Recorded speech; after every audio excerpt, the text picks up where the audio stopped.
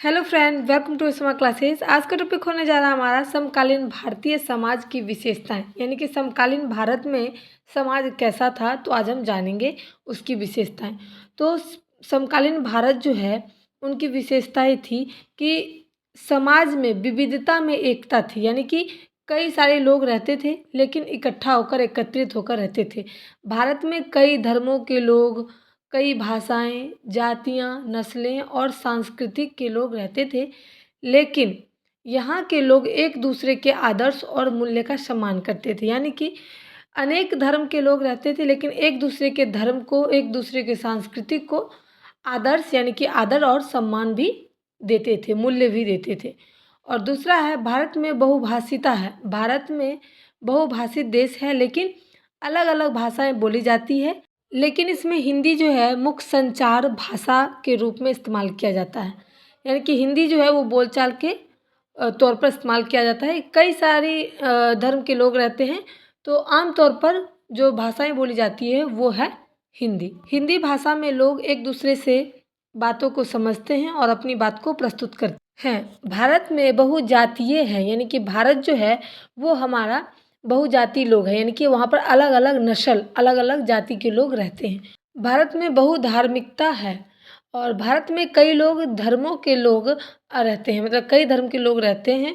राज्य की कानूनी प्रणाली में भी किसी भी धर्म को मूल्य नहीं दिया जाता है, यानी कि कोई भी धर्म को, एक धर्म को नहीं माना जाता, यानी कि सभी धर्म को माना जाता है, बराबर का सम्मान दिया जाता है, मूल्य दिया जाता है। समकालीन भारतीय समाज में जाति, धर्म और लिंग के आधार पर भेदभाव होता है।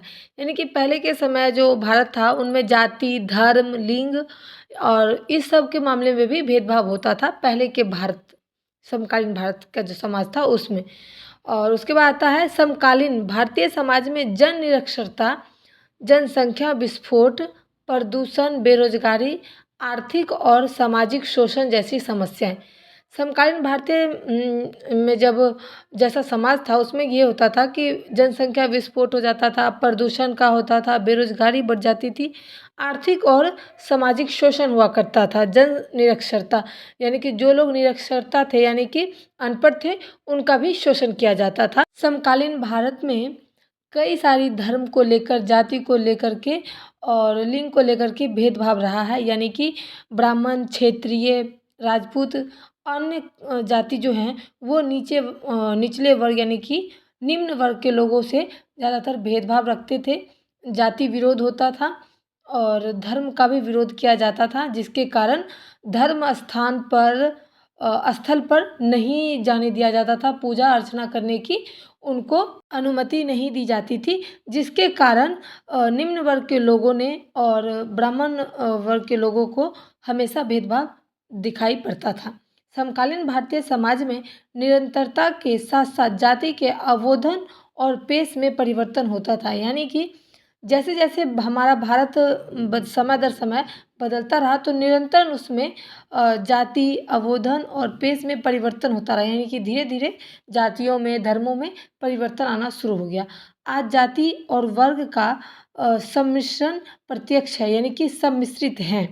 हम समकालीन भारतीय समाज में एक ब्राह्मण को एक निम्न जाति के व्यक्ति के साथ भोजन करते हुए और यहाँ तक कि विवाह भी करते हुए देख सकते हैं, लेकिन पहले के समय में ऐसा नहीं था। वो एक स्थान पर बैठते भी नहीं थे, तो भोजन तो करना दूर की बात रही। अगर निम्न वर्ग के लोग अगर शादी विवाह करते थे तो ब्राह्मण समाज के लोग वहाँ जाना तो दूर की बात है, उसको देखना भी पसंद नहीं करते थे।